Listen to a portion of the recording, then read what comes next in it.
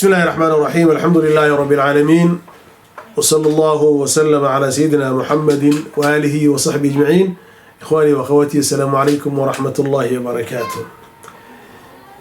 إمام أبو داود رحمه الله تعالى حديث صحيحة وحورنا يا أن عائشة أم المؤمنين رضي الله عنها وأرضاها بل فيه عليه السلام مركب وهالله أيوه بكشة كينساء أم المؤمنين وحيث كان كلام رسول الله صلى الله عليه وسلم كلاما فصلا. عليه السلام وحوها هذا الكيس هذا الكلام ديغان او يفهمه كل من سمعه.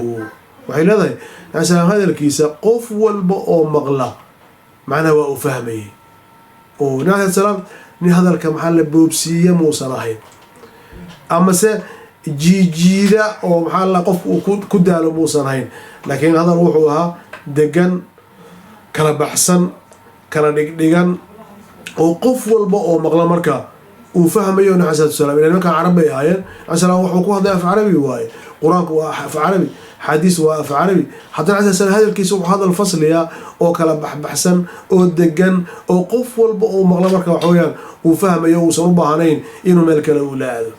martaa marka waxay tusinaysaa daa'iman waa badan qofka muuminka daa'iman waa badan in marka dadka la hadlayso ama ay noqoto hadalkaagu hadal degan sababtoo horta waxa laga yaabaa inaad imnaada tahay oo aad hadalka boobsiiso, laakiin qofku isku dayo in hadalkiisu daa'iman waa badan uu kala go'goon yahay, hadalkiisu macna uu kala cad yahay, hadalkiisu macna uu fasli uu yahay, hadalkiisu uu yahay qofka dhageysanaya uu fahmayo. khaasatan haddaad khudbo jumca akhrinayso ama muxaadaro aad jeedinayso oo dad caama ay joogaan, waa inaadan adeegsanin kalimaad iyo maxaa lahaa iyo alfaad dadku caamada ayaan fahmi karaynin. waa inaad ku hadashaa hadal kan mutacalimka oo wax bartay uu fahmayo, kan jaahilka oo magaciisa aan qori karin fahmayo, islaantu ay fahmi karto, cunuga yarka dadku dhan ay fahmi karaan.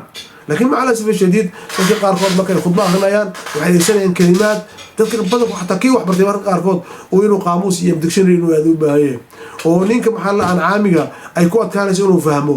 marka waxa qofka caaqilka waa inaad ogtahay dadka Allah hadlayso waxa yihiin. haddii qofku akademi uu yahay oo jaamacad dhexdeeda uu ku sharxaayo ama dalabad cilmi khaasa qol uu kula jiro sax fan walba maxaa lahaay terminology gooniya ayuu leeyahay, laakiin markaad muxaadaro caama ama khudbad meel umada isku timid meel maxaa la maxfal caam aad ka hadlayso waa inuu hadalkaada uu noqdaa hadal dadkoo dhan ay fahmi karaan. haddii laakiin aad iska raadiso codkarnimo iyo hadal sajac oo maxaa lahaa aan dadku ay fahmi karaynin adna islugoysay ummadiina lugoysay. marka ikhwaani sidaa aan isku dayno inuu hadalkeena uu noqdo. wajazaakum allahu khayran. assalaamu calaykum waraxmatullaahi wabarakaatuh.